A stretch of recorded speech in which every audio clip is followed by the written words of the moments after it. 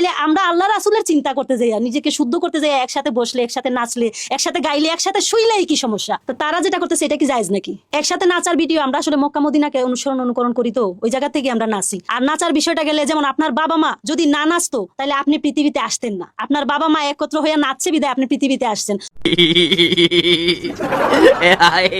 প্রধানমন্ত্রী তারেক রহমান প্রমাণ করেছেন ভারতের সাথে গোলামির দিন শেষ, বাংলাদেশ কোথায় যাবে সেটা বাংলাদেশ ঠিক করবে। ঠিক এমনটাই জানিয়েছে পররাষ্ট্র উপদেষ্টা হুমায়ুন কবির। ইয়েস, বাংলাদেশের মাননীয় প্রধানমন্ত্রী জনাব তারেক রহমান সাহেব এই মুহূর্তে মালয়েশিয়াতে সফর করছেন এবং এই সফরটি অত্যন্ত গুরুত্বপূর্ণ, বাংলাদেশের জন্য বিশেষ করে গুরুত্বপূর্ণ। আমি আন্তরিকভাবে ধন্যবাদ জানাই জনাব প্রধানমন্ত্রীকে যে তিনি প্রথম সফরটি মালয়েশিয়াতে বাছাই করেছেন, এরপরে চায়না সহ বিভিন্ন জায়গায় তিনি যাবেন।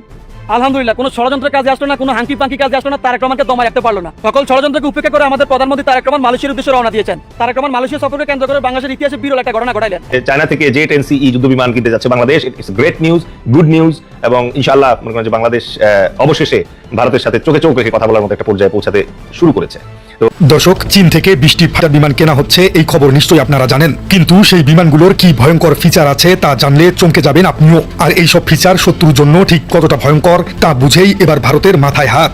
শাবাশ বাংলাদেশ, যুগে যুগে বীর সাহসীদেরকে জন্ম দেওয়ার জন্য সেই বাংলাকে ধন্যবাদ জানাই। চট্টগ্রামের দিকে শুধু একবার নজর দেওয়ার যে চেষ্টা ভারত করেছিল তার জবাবে অনেক মোক্ষম চাল ফেলেছেন, যার ধাক্কায় রীতিমতো দিশেহারা কলকাতার দাদাবাবুরা। ঘরে ডেকে নিয়ে বাংলাদেশ সীমান্তের অতন্ত্র প্রহরী বিজিবিকে ভড়কে দিতে চেয়েছিল ভারত, কিন্তু নয়াদিল্লি হয়তো ভুলে গেছে আগের দিন আর নেই। সীমান্তে এখন তারেক সরকারের অকুতোভয় বীর সেনারা দাঁড়িয়ে আছে, আর এ কারণে পিঠ দেখানোর বদলে প্রতিনিয়ত চোখে চোখ রেখে বিএসএফ এর নীল নকশা গুড়িয়ে দিচ্ছে বিজিবি। বাংলাদেশের নতুন প্রধানমন্ত্রী তারেক রহমান তার এই একটা সিদ্ধান্তই বলে দিচ্ছে বাংলাদেশের পররাষ্ট্রনীতিতে 1.5 দশকের একটা অধ্যায় শেষ হয়ে নতুন আরো একটা অধ্যায় শুরু হচ্ছে। আসসালামু আলাইকুম রহমতুল্লাহ। দর্শক, নতুন একটা নিউজে আপনাকে স্বাগতম। বাংলাদেশের বর্তমান রাজনৈতিক পরিবেশ পরিস্থিতি প্রেক্ষাপট নিয়ে আপনাদের সামনে গুরুত্বপূর্ণ কিছু নিউজ নিয়ে হাজির হয়েছি, যার শুরুর অংশগুলো দেখে বুঝতে পেরেছেন আজকের ভিডিওগুলো ঠিক কতটুকু গুরুত্বপূর্ণ হতে চলছে এবং তথ্যবহুল আলোচনা হতে চলছে। এই জন্য দর্শক, অনুরোধ থাকবে ভিডিওটি না টেনে শুরু থেকে শেষ পর্যন্ত দেখবেন, তাহলে অবশ্যই ভিডিওর মূল রহস্যগুলো জানতে পারবেন, বুঝতে পারবেন। দর্শক, আমি কথা বাড়াবো না, চলুন আমরা মূল ভিডিওগুলো দেখে আসি। তবে তার আগে বলবো, যারা এখনো আমার চ্যানেলটি সাবস্ক্রাইব করেননি, চ্যানেলটি সাবস্ক্রাইব করে পাশে থাকা বেল আইকনটি বাজিয়ে রাখবেন। আর যারা ইতিমধ্যে চ্যানেলটি সাবস্ক্রাইব করেছেন সকলকেই অসংখ্য অসংখ্য ধন্যবাদ। দর্শক, ভিডিওতে একটি লাইক দিয়ে আমরা ধারাবাহিকভাবে ভিডিওর মূল বিস্তারিত আলোচনাগুলো দেখে আসি। আমাদের স্বরাষ্ট্রমন্ত্রী জনাব সালাউদ্দিন আহমেদ নিরুপায়, অসহায়। শুনতে একটু খারাপ শোনাবে, ধৈর্য বললেও অত্যুক্তি হবে না। এই স্বরাষ্ট্রমন্ত্রী সালাউদ্দিন আহমেদের দৌড় কতদূর? দৌড় সালাউদ্দিনের ইতিহাস আবার আরেক, এই সালাউদ্দিন আরেক। আপনারা রাজনীতিতে নানান মেটাফোর আছে, আপনারা জানেন যে দৌড় সালাউদ্দিন, আবার ইদানিং আধুনিক যুগের দৌড় টুকু আছে আমাদের। তিনিও একজন মন্ত্রী, প্রতিমন্ত্রী। পুলিশের বাঁশির শব্দ শুনে বা অ্যাম্বুলেন্সের শব্দ শুনে দৌড়ানোর ইতিহাস তার আছে। দৌড় সালাউদ্দিন, দৌড় টুকু, আবাসিক রিজবি, এরকম অনেক মেটাফোর আছে। আমি সেদিকে যাচ্ছি না। দর্শক, এই সালাউদ্দিন আহমেদ, তাকে অবশ্য শিলং সালাউদ্দিন বলেন, এটাও একটা মেটাফোর। এবং তিনি মাঝে মাঝে তাকে যে শিলং বলে, এটা বলা উচিত বলে মনে করি না, তারপরেও সেই সত্যতা যৌক্তিকতা আমরা খুঁজে পাই। কারণ তিনিই তো বলেন যে ভারত সীমান্তে যে হত্যা করে এটাকে বর্ডার কিলিং বলা যাবে না। মানুষ শিলং সালাউদ্দিনকে এমনি এমনি বলেন। যাই হোক, তারপরেও তিনি আমাদের মাননীয় স্বরাষ্ট্রমন্ত্রী। স্বরাষ্ট্রমন্ত্রী হিসেবে তিনি আপাদমস্তক ব্যর্থ। আমরা স্পষ্টত দেখছি বাংলাদেশের সমস্ত ঘটনা পরিক্রমার প্রতি আমরা গভীর দৃষ্টি রাখছি। আমরা দেখছি যে আইন শৃঙ্খলা পরিস্থিতি, যেটা নিয়ন্ত্রণ করা স্বরাষ্ট্রমন্ত্রীর প্রধান কাজ, ইউনূসের আমলের চাইতে খারাপ। এখন যে অবস্থা তার চাইতে ইউনূসের আমলে ভালো ছিল। ঢাকার মোহাম্মদপুর থেকে শুরু করে বিভিন্ন জায়গায়, কিশোর গ্যাং থেকে শুরু করে বিভিন্ন সামাজিক অপরাধ, বিভিন্ন হত্যাকাণ্ড, এগুলো আপনি একটু অ্যানালজি করেন, ইউনূসের আমলের শেষের দিকে এর চাইতে ভালো ছিল। এই এক পরিবারে 4 জন হত্যা, অমুক তমুক নানান ঘটনা। বিএনপির লোকজনকেই বিএনপি কুপিয়ে পিটিয়ে হত্যা করে, শিবিরের ইউনিয়ন সভাপতিকে কুপিয়ে ইনস্ট্যান্ট একদম মেরে ফেলে যুবদল সভাপতি, এবং আরো আর একজনকে প্রায় হত্যার কাছাকাছি পৌঁছে দেয়। এই হচ্ছে অবস্থা। দর্শক, এই পর্যায়ে, এই বাস্তবতায় আমাদের সালাউদ্দিন আহমেদের কোনো সফলতাই নেই। তার সফলতা হচ্ছে জুলাই সনদ এখন পর্যন্ত ঠেকিয়ে রাখতে পেরেছে। নিজ মন্ত্রণালয়ে তিনি ফোকাস করেন না। পুলিশের মনোবল বা পুলিশের প্রতি রেসপেক্ট তৈরি করতে পুরোপুরি আমাদের সালাউদ্দিন আহমেদ ব্যর্থ এবং এখন নিরুপায়। দর্শক, এমনকি বাংলাদেশের স্থিতিশীলতা, জাতীয় নিরাপত্তা, এই জায়গায়ও স্বরাষ্ট্রমন্ত্রী ব্যর্থ। আমরা দেখতে পাচ্ছি যে এখন জামাত শিবিরের কাছে অনুনয় বিনয় করছেন, বা দিন শেষে বলতে হবে জামাত শিবির ভাই আপনারাও হেল্প করেন, নইলে আমরা পারছি না।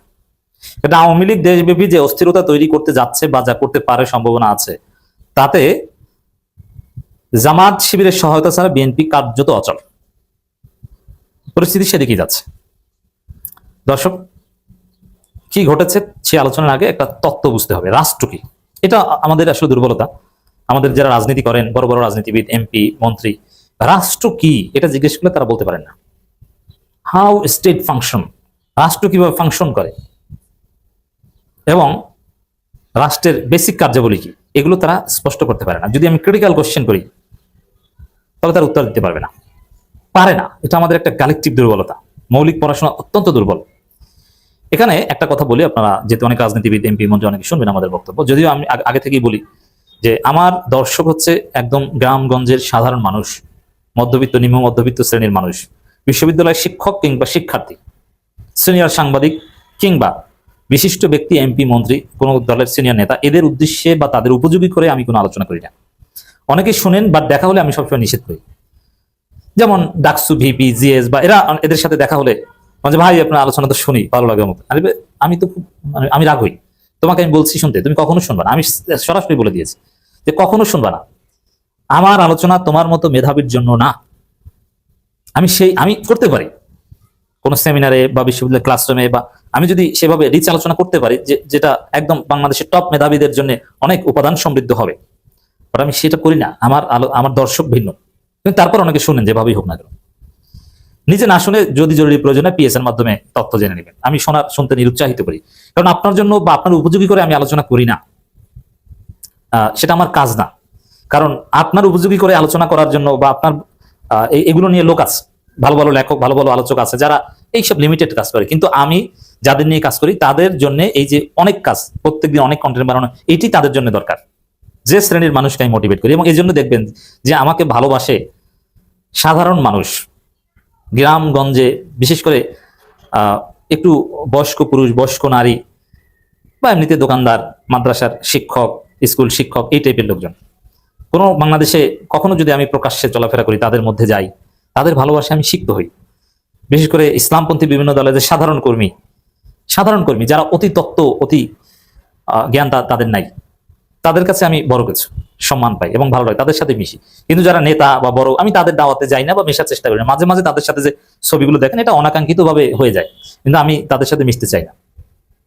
আমার বিচরণ ক্ষেত্র এই জায়গা। হোয়াটএভার। রাষ্ট্র কি? রাষ্ট্রের একটা দিক হচ্ছে যে রাষ্ট্র সহিংসতা করতে পারে। এই যে সহিংসতা তো একদম উচিত না, কিন্তু না, রাষ্ট্রের সহিংসতা করার লেজিটিমেসি আছে। রাষ্ট্র প্রয়োজনে পিটিয়ে আপনার পাছা লাল করে দিবে, রাষ্ট্রের কাজ এটা। রাষ্ট্র ফোর্স প্রয়োগ করবে, রাষ্ট্র ঘাট ধরে আপনার ঘর থেকে ধরে আনবে। দিস ইজ রাষ্ট্র। এটা আপনি করতে পারবেন না, আপনি কখনো রাষ্ট্র হয়ে উঠতে পারবেন না। এজন্য আপনি যদি ক্ষমতায় যান, রাষ্ট্র চান, আপনাকে সহিংসতা করতে হবে, আপনাকে ধরতে হবে, আপনাকে পিটাতে হবে। এটা একমাত্র রাষ্ট্র করবে, অন্য কেউ করবে না। একটু অবাক হচ্ছেন যে এটা তো খারাপ কথা হয়ে গেল না। এই যে খারাপ কথা বললাম, এটি রাষ্ট্র, এটা ছাড়া কোনোদিন কোনো রাষ্ট্র হয় না। এখন এই আওয়ামী লীগ নিষিদ্ধ সংগঠন, তারা সন্ত্রাসী, ফ্যাসিস্ট, পতিত স্বৈরাচার, পলাতক। তারা দেশে অস্থিরতা সৃষ্টি করেছে, পুরো জাতীয় ঐক্যবদ্ধ তাদের বিরুদ্ধে। সেই জায়গায় আওয়ামী লীগ যদি কোথাও মিছিল করে বা কিছু করে, তাদেরকে পিটিয়ে তাদের পাছা লাল করে দেওয়া এটা রাষ্ট্রের অনিবার্য কাজ। সেই কাজ, এই পিটানোর দায়িত্বটা হচ্ছে পুলিশ, র্যাবের। সেই কাজ পুলিশ করতে পারছে না। সালাউদ্দিন আহমেদ পুলিশকে সেই পরিস্থিতিতে নিয়ে আসতে পারেনি, ইমেজ তৈরি করতে পারেনি। আপনারা দেখেছেন কেন এত আলোচনা করলাম। একটাও সামনে আইবি না, একদম মাইরে ফেলামো। গাজীপুর মহানগরে একটি বিক্ষোভ মিছিল থেকে যুবলীগের এরকম এমন হুমকিমূলক বক্তব্য দেওয়া হয়েছে, এটা এই ভিডিও ভাইরাল হয়েছে। অথচ মানে সেখানে পুলিশ পাশে দাঁড়িয়ে আছে, কেমন সিভিল ড্রেসে না, একদম আর্ম সহ ওয়েল ড্রেস পুলিশ। যেখানে বাংলাদেশের এখন রিয়ালিটি হচ্ছে যে আওয়ামী লীগের মিছিলকে একজনে নারাই তাকবীর কিংবা ইনকিলাব জিন্দাবাদ বলে স্লোগান দিলে দৌড়ায় সবাই ব্যানার ছেড়ে। সেখানে পুলিশকে হুমকি দিচ্ছে আর পুলিশ দাঁড়িয়ে আছে, কোনো অ্যাকশন নিচ্ছে না, অ্যাকশন নেওয়ার চেষ্টা করছে, নির্বিঘ্নে মিছিল করে চলে যাচ্ছে। এই যে অসহায়ত্ব, এটা রাষ্ট্রের অসহায়ত্ব, এটা ব্যর্থ রাষ্ট্রের প্রমাণ, এটা স্বরাষ্ট্রমন্ত্রীর ব্যর্থতা, স্বরাষ্ট্রমন্ত্রী নিরুপায় ধৈর্যতার প্রমাণ। এটা কোনো রাষ্ট্রের মধ্যে করে না, রাষ্ট্র এখানে সহিংসতা করবে, এটাই ছিল রাষ্ট্রের কাজ। অথচ এই মৌলিক কাজটা সালাউদ্দিন আহমেদের পুলিশ করতে পারছেন। তো সালাউদ্দিন আহমেদ কতটা ব্যর্থ আশা করি আপনারা বুঝতে পেরেছেন। একটা জিনিস খেয়াল করছেন, এই যে আওয়ামী লীগের মিছিল বাইর হয় 200-300 একসাথে কোনো একটা জায়গায় বাইর হইল, ওই ভিডিওটা আমাদের সাংবাদিকদের হাতে কিভাবে আসে? 1 মিনিটের মধ্যে চলে আসে এবং তারা তাদের চ্যানেল থেকে, হ্যাঁ দেখবেন আপনি এই এনটিভি বলেন আর এই 71 টিভি বলেন, যমুনা বলেন, যে কোনো টিভির দিকেই তাকান না কেন, এই সাংবাদিকদের হাতে কিভাবে ওই ফুটেজটা আসে। তার মানে কি জানেন, যোগাযোগ থাকে যে আমরা অমুক জায়গায় মিছিল বাইর করতেছি, ফুটেজটা পাঠাইতেছি, আর এরা কিন্তু প্রচার করতেছে। এরা যে প্রচার করতেছে এটা কোনো প্রবলেম না। প্রবলেমটা কোথায়? ওরা মিছিল বাইর করতেছে, জয় বাংলা স্লোগান দিতেছে, কারণ কালকে তাদের 23 তারিখে তাদের জন্মদিন, এই আওয়ামী লীগের জন্মদিন, ওই উপলক্ষে এই আয়োজন। কিন্তু সাংবাদিকরা কিন্তু সব জানে, তারাই কিন্তু প্রচার করে। তাদের লেখনীর মধ্যে দেখবেন অন্য একটা ভাব থাকে। যেমন দেখেন, শিবিরের একজন কর্মী মারা গেছে, শিবির করে সে, সাইফুল্লাহ বাড়ি। কিভাবে মারা গেছে, কেন মারা গেছে আপনারা জানেন। আমি 2 লাইনে বলি। ওইখানে স্কুলের একটা কমিটি নিয়ে ঝামেলা ছিল, ওই ঝামেলা নিয়েই একটা মিটিং বসছিল। মিটিংটা সুন্দরভাবে সমাধান হয়েছে। ওইখানে সাইফুল্লাহ বাড়ি ছিল, এই শিবিরের কর্মী সাইফুল্লাহ বাড়ি ওইখানে ছিল। তারপর ওইখান থেকে সমাধান কইরা, বিচার আচার শেষ কইরা, ওরা একটা বেকারির সামনে আইসা ঠান্ডা পানি, কোক টোক কিছু খাচ্ছিল। ওইখানে আক্রমণ হয়েছে। তার মানে সাইফুল্লাহ বাড়ি তার বন্ধুদের নিয়ে ওইখানে দাঁড়ায় কিছু খাচ্ছিল, ওইখানে ছাত্র দল আইসা আক্রমণ করছে। এই আক্রমণে তার মৃত্যু হয়েছে। কিন্তু সাংবাদিক কি লিখতেছে যে একটি সংঘর্ষে সাইফুল্লাহ বাড়ি মারা গেছে, জামাত কর্মী সাইফুল্লাহ বাড়ি মারা গেছে সংঘর্ষে। কিসের সংঘর্ষ? ওরা তো ওই বেকারির সামনে ঠান্ডা পানি টানি খাইতেছিল, ওইখানে এসে আক্রমণ করছে। আপনারা খুঁজা দেখেন, আপনারা তদন্ত করলেই পাবেন। কিন্তু লেখার মধ্যে সংঘর্ষে মারা গেছে। চিন্তা করেন, এই হচ্ছে আমাদের সাংবাদিকতা। এই দেশের সাংবাদিকরা যতক্ষণ ঠিক না হবে ততক্ষণ কোনো কিছু ঠিক হবে না। জলজান্ত একটা প্রাণ নিয়ে চলে গেলেন, এরকম অনেক মায়ের বুক খালি হইতেছে। কিন্তু প্রতিবাদ কি হচ্ছে? প্রতিবাদ হওয়া উচিত। শিবিরের নুরুল ইসলাম সাদ্দাম গতকালকে রাত্রেই ভাই প্রতিবাদ করছে, মিছিল বাইর করছে এবং সরকারকে বলছে তাড়াতাড়ি এই আসামিকে ধরতে হবে। এই আসামি যদি না ধরেন চরমভাবে প্রতিবাদ করব, চরম আন্দোলন করতে বাধ্য হব, এরকম হুমকি ধামকি দিতে হবে, প্রতিবাদ হইতে হবে।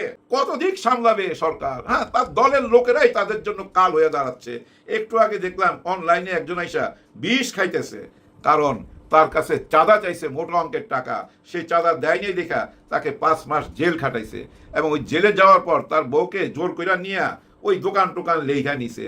এখন সে দেনার দায়ে এমন অবস্থা হয়েছে, এই অনলাইনে এসে বিষ খাইতেছে আর বলতেছে যে বিএনপি আমাকে বাঁচতে দিল না, এবং কারা কারা বাঁচতে দেয় নাই সমস্ত নামগুলা বইলা গেছে। এখন ওই লোকটা মারা গেছে কিনা আমি জানি না, কিন্তু বিষ খাইতে দেখাইছি, এরপরে কাট হয়ে গেছে, আর দেখি নাই। কি এক দূর অবস্থা, কয় দিক সামলাবেন? কেউ তো কাউকে সহ্য করতে পারতেছে না, খালি ঘৃণা ছড়ায়। এই যে দেখেন রাশেদ খান নামে একজন আছে, ওর নাম রাশেদ খান ইনু অথবা মেনন, এরকম কিছু জোড়া দিলে ভালো হয়, কারণ এই ধরনের চরিত্র অতীতে আমরা দেখছি, কিন্তু এতটা জঘন্য ছিল না। এই তো একেবারেই একটা পচা মাল, হ্যাঁ একদম পচা মাল। ও কাকে নিয়ে কথা বলে, কেন কথা বলে ও নিজেও জানে না। এই যে আমাদের এমপি হানজানা আছে, তার একটা ভিডিও ভাইরাল হয়েছে, যে টেবিলে থাপ্পড় দিয়ে বলতেছে যা করার আমি করুক। ওইটা তাদের ওই আঞ্চলিক একটা ব্যাপার, ওইটাকে নিয়ে আসে যে নোংরা ভাবে এই রাশেদ খান সেটা নিয়ে যে নোংরা মন্তব্য করছে, সেটা কি মাইনা নেওয়া যায়? মাইনা নেওয়া যায় না। হানজানাকে আপনি কতটুকু জানেন? রাশেদ খান কিচ্ছু জানেন না, আপনি তার নখেরও যোগ্য না, সেই যোগ্যতা এখনো অর্জন করেন নাই। এই রাশেদ খানকে মাঠে নামানো হয়েছে 3টা মিশন নিয়ে। একটা হলো জামাতে ইসলামকে ড্যামেজ করতে হবে, যা ইচ্ছা তাই বলতে হবে, গালাগালি করতে হবে।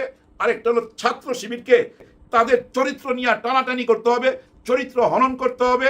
আরেকটা হলো এনসিপি, এই জুলাইয়ের সাথে যারা জড়িত ছিল তাদের ইজ্জত নিয়ে খেলতে হবে, তাদেরকে ছোট করতে হবে, তাদেরকে তুচ্ছ তাচ্ছিল্য করে কথা বলতে হবে। এই 3টা দলের চরিত্র হনন করার জন্যই তাকে মাঠে ছাড়া হয়েছে।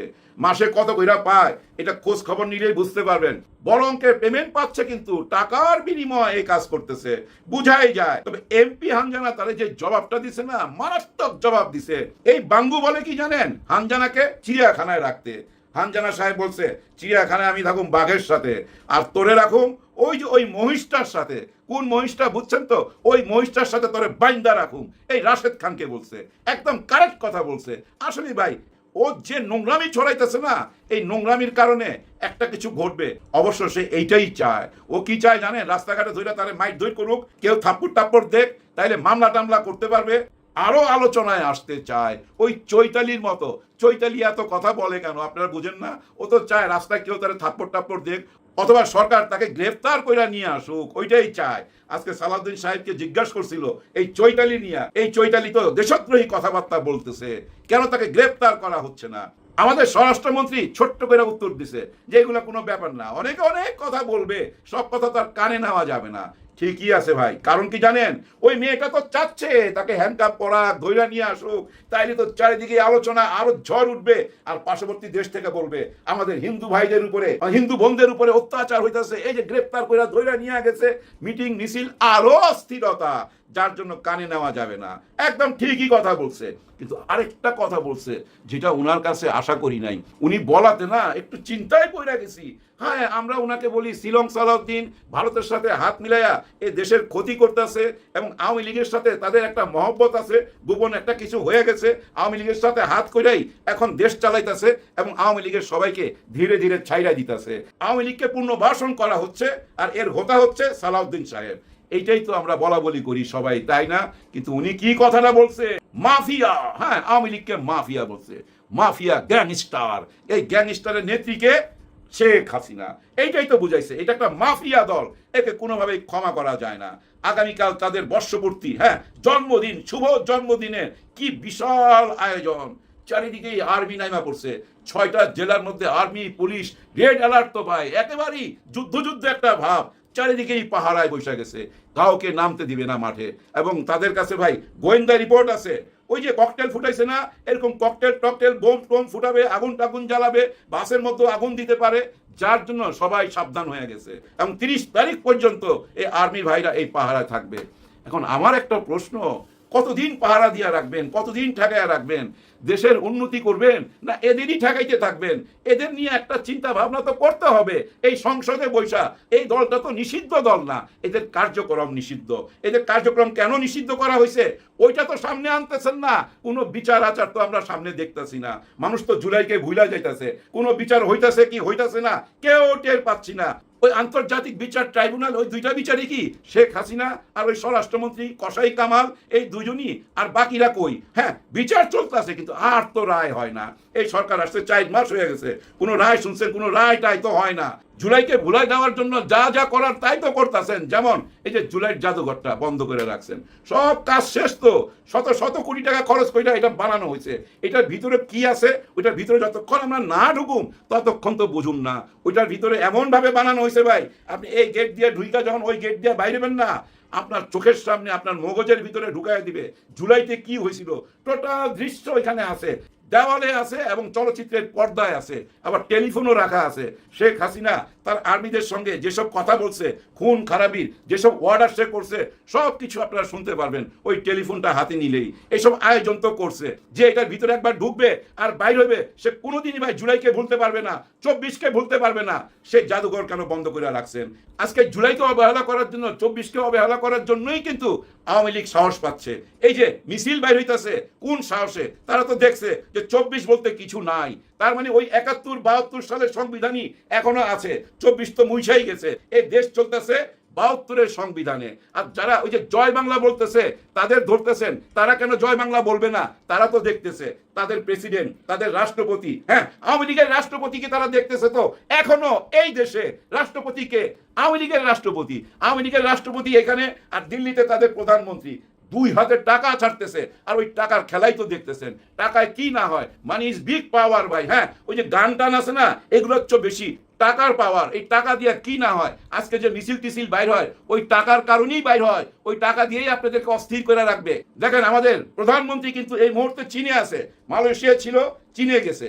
এগুলা নিয়ে কোনো আলোচনা নাই। আলোচনা কিন্তু ওই আওয়ামী লীগ নিয়ে, আওয়ামী লীগের শুভ জন্মদিন আগামীকাল 23 তারিখ, ওইটা নিয়েই কিন্তু আলোচনা। এটাই তো তাদের সফলতা না ভাই? মিথ্যা বললাম? এটা তাদের সফলতা না? পুরো দেশকে অস্থির করে রাখতে পারছে। আগামী তো এরকম বারবার অস্থির করবে। এর সমাধান কি? এর সমাধান বাইর করতে হবে ওই সংসদে বৈশা। সমাধান একটাই, বিচার হইতে হবে, জুলুমের বিচার হইতে হবে। তারপরে যেটা হবার হবে, কে রাজনীতি করতে পারবে, কে রাজনীতি করতে পারবে না, সেটা হলো পরের সাবজেক্ট। দ্বিতীয় সাবজেক্ট, প্রথম সাবজেক্ট কি? বিচার হইতে হবে। যে জুলুম হয়েছে, অন্যায় হয়েছে, যে খুন খারাপি হয়েছে, এটার বিচার হইতে হবে। কারণ আইন কানুন তো ভাই ধনীদের জন্য, এমপিদের জন্য, মিনিস্টারদের জন্য, গরিবের জন্য অন্য আইন। প্রমাণ দিয়ে দিই। এই যে নারায়ণগঞ্জে একজন এমপির ছেলে ধরা পড়লো, যখন ধরা পড়লো না তখন সে মুসকি মুসকি হাসতেছিল, ওকে যখন ধইরা নিয়ে যায় হাসতেছিল, একে আবার 6-7 ঘন্টা পর ছাইরা দিল। তার বিরুদ্ধে অভিযোগ ছিল, অনেক অভিযোগ, ভীষণভাবে চাঁদাবাজি করে, ওই কারণেই তাকে অ্যারেস্ট করা হয়েছিল, কিন্তু একটা মুসলেকা দিয়া ছাইরা দিল, কারণ সে এমপির ছেলে। আপনার আমার ছেলে হইলে ছাড়তো না। ভিডিওটা শেষ করার আগে একটা কথা বলুন ভাই, কোনো কারণে যদি এই জামাতে ইসলাম ক্ষমতায় আসতো, এই সরকার গঠন করত, তাহলে কি হইতো? অনেক আগেই পতন হয়ে যেত, পতন ঘটায় দিত, তো বেশি দূরে যাইতে হইতো না। ওই জঙ্গল সলিমপুর আর এই মোহাম্মদপুর, এই দুইটা ঘটনায় জামাত ইসলামের পতন হয়ে যেত। কারণ কি জানেন? এক দিক থেকে আওয়ামী লীগ, আরেক দিক থেকে বিএনপি ঝাঁপায়া পড়তো। তো আর কিছু না হোক, এই যে আগামীকাল আওয়ামী লীগের জন্মদিনেই তো ভাই এই সরকারের ঠেলা ফেলাই দিত। যদি জামাত হইতো, আওয়ামী লীগের সাথে বিএনপিও ভাই এই উৎসবে নাইমা যাইত। সরকারের পতনের জন্য আল্লাহ যা করে ভালোর জন্য করে। সরকারে আসলে টিকতে পারতো না ভাই, কারণ একদিক থেকে আওয়ামী লীগ, একদিক থেকে বিএনপি, আরেক দিক থেকে ভারত, একেবারে ত্রিমুখী চাপে যায় না, ওই বঙ্গোপসাগরে পড়তে হইতো। উপরওয়ালা যা করছে ভালোর জন্য করছে। আগামী দিনের অপেক্ষায় রইলাম, ভালো দিনের অপেক্ষায় রইলাম। বিদায়ের আগে আবার বলতে চাই, স্বরাষ্ট্রমন্ত্রী যখন বলছে এটা একটা মাফিয়া দল, তার মানে বুঝছেন কোন রকম ছাড় দিবে না, একদম কঠিন পদক্ষেপ নিতে যাচ্ছে। আওয়ামী লীগ তো নিষিদ্ধ দল না ভাই, তাদের কার্যকলাপ নিষিদ্ধ। ওই কার্যকলাপ থেকে নিজেদেরকে একটু দূরে রাখেন, একটু সবুর ধরেন, সময় আসলে অনেক কিছু জানতে পারবেন। এত অস্থির হয়েন না। আমি জানি আপনারা জেলখানায় গেলে আপনাদেরকে ছাড়াইবার জন্য অনেক লোক আছে, প্রচুর টাকা মার্কেটে ছাড়ছে, যার জন্য আপনারা জেল পুলিশ কিছুই ভয় পান না, পুলিশকেও হুমকি দেন। কিন্তু একটা কথা তো জানেন, পুলিশের উপরে বড় রংবাজ আর কেউ নাই। পৃথিবীর সমস্ত দেশেরই পুলিশ হচ্ছে সবচেয়ে বড় রংবাজ। ওদের সঙ্গে পাঙ্গা নিয়েন না, পরে কোমরের হাড্ডি থাকবে না। অনেক কথা বইলা ফেলাইলাম, বেফাস কোনো কথা বললে ক্ষমার চোখে দেখবেন। সবার জন্য সবাই দোয়া করবেন। আল্লাহ হাফেজ। এতক্ষণে আমাদের সাথে থাকার জন্য ধন্যবাদ। পরবর্তী ভিডিও পেতে চ্যানেলটি সাবস্ক্রাইব করে পাশে থাকা বেল আইকনটি বাজিয়ে রাখবেন। আর যারা ফেসবুক পেজ থেকে দেখছেন, অবশ্যই পেজটি ফলো দিয়ে পাশে থাকবেন। সবাই ভালো থাকবেন, সুস্থ থাকবেন। আবারও দেখা হচ্ছে পরবর্তী কোনো ভিডিও নিয়ে।